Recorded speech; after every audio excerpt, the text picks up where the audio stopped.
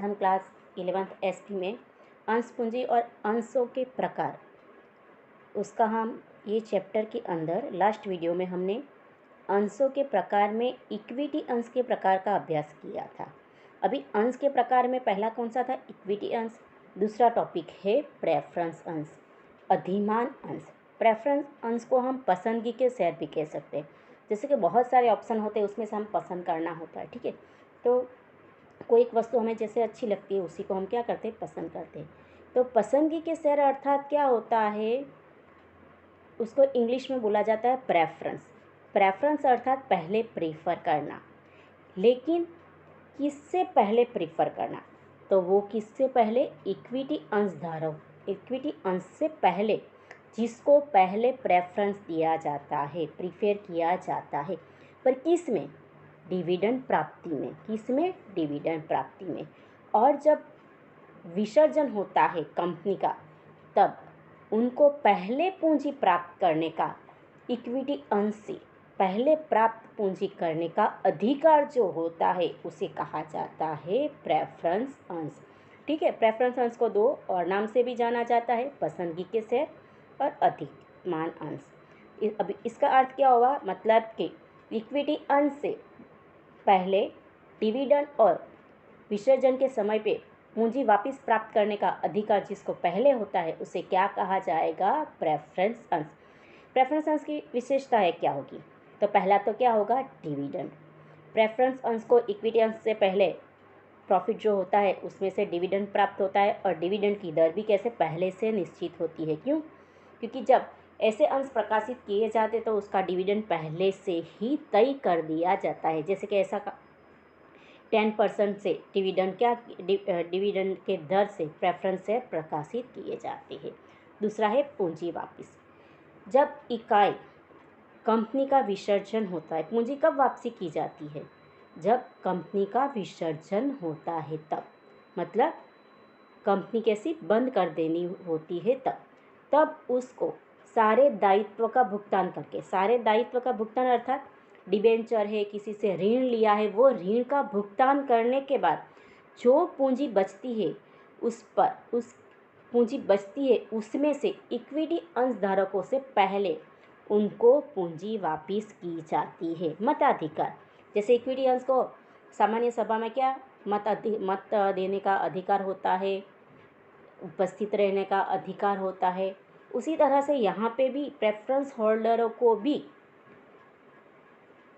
सभा में उपस्थित होने का अधिकार तो होता है, लेकिन उसके साथ जुड़ा हुआ हित होता है तो ही, मतलब प्रेफरेंस शेयर का होल्डरों का जिसमें हित होता है, लाभ जुड़ा होता है या नुकसान जुड़ा होता है, ऐसी सभा में ही वो क्या कर सकता है? उपस्थित रह सकता है, हाजिर रह सकता है और मतदान कर सकता है।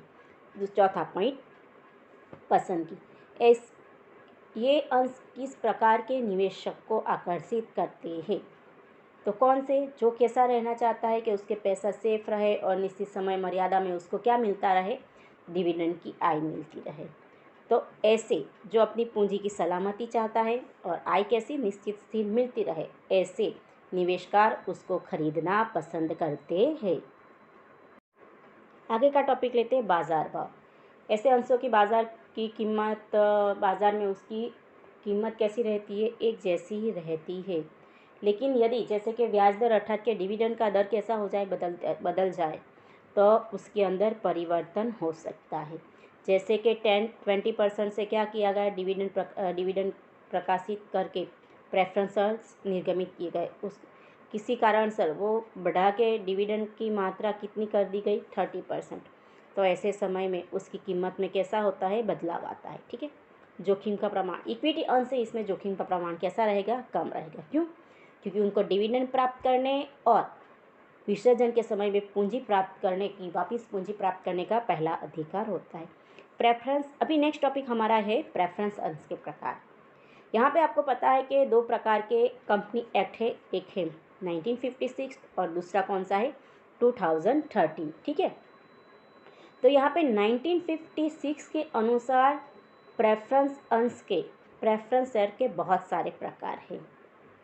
ठीक है। जैसे कि यहाँ पे दिया गया है, पहला कौन सा? कम्युलेटिव प्रेफरेंस है और दूसरा कौन सा है, नॉन कम्युलेटिव प्रेफरेंस है। तो पहले नॉन कम्युलेटिव प्रेफरेंस समझ लेते हैं। इसमें क्या होता है, डिविडेंड प्राप्त होगा। डिविडेंड कब दिया जाता है, जब कंपनी को प्रॉफिट होता है। यदि पहले साल कंपनी को प्रॉफिट नहीं होता तो डिविडेंड नहीं भी मिल सकता है, दूसरे साल भी डिविडेंड प्रॉफिट नहीं हुआ तो डिविडेंड नहीं भी मिल सकता है, इस प्रकार। और तीसरे साल यदि प्रॉफिट हुआ तो आपको क्या मिलेगा, 10% के हिसाब से प्रकाशित किए गए हैं, निर्गमित किए गए तो उसका डिविडेंड मिलेगा। किस में, नॉन कम्युलेटिव में। जबकि कम्युलेटिव में क्या होगा, पहले साल का 10%, फिर दूसरे साल का 10% और तीसरे साल का 10%। इस तरह से यदि नहीं दिया जाए तो भी लास्ट में जितना भी डिविडेंड एकत्रित होगा, यहाँ पे कितना होगा, 30% होगा। तो जो 30% होगा वो निश्चित समय अवधि के बाद आपको क्या मिलेगा, साथ में डिविडेंड मिलेगा। ठीक है, नेक्स्ट टॉपिक, रिडीमेबल और इररिडीमेबल। तो इसका अर्थ होता है यहाँ पे इररिडीमेबल अर्थात कि कंपनी का अस्तित्व रहता है तब तक ये पूंजी वापस नहीं मिलती है।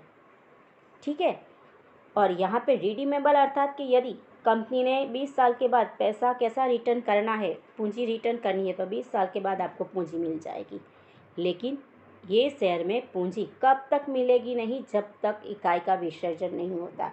मतलब कि इकाई कार्यरत रहेगी तब तक ये पूंजी वापस नहीं मिलेगी। ठीक है, नेक्स्ट टॉपिक, पार्टिसिपेटिंग और नॉन पार्टिसिपेटिंग। इसका अर्थ होता है यहाँ पे डिविडेंड कैसा मिलेगा, यहाँ पे फिक्स रहेगा, संचालन में किसी प्रकार का अधिकार नहीं मिलता है। जब पार्टिसिपेंट में क्या होता है, 10% तय किया होता है, उसके अतिरिक्त यदि अधिक प्रॉफिट होता है तो अधिक प्रॉफिट प्राप्त करने का अधिकार रहता है और उन लोगों को संचालन में भी हक मिलता है।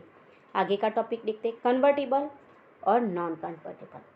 यहाँ पे जब प्रेफरेंस शेयर प्रकाशित किए जाते हैं, निर्गमित किए जाते हैं, तब ऑप्शन मिलता है कि आपको कन्वर्टिबल चाहिए या तो फिर नॉन कन्वर्टिबल। नॉन कन्वर्टिबल अर्थात कि उसमें इक्विटी अंश में कन्वर्ट नहीं हो सकता है, जबकि कन्वर्टिबल એટલે अर्थात क्या होता है कि निश्चित समय अवधि के बाद ये अंश इक्विटी अंश में कैसे परिवर्तित हो जाते।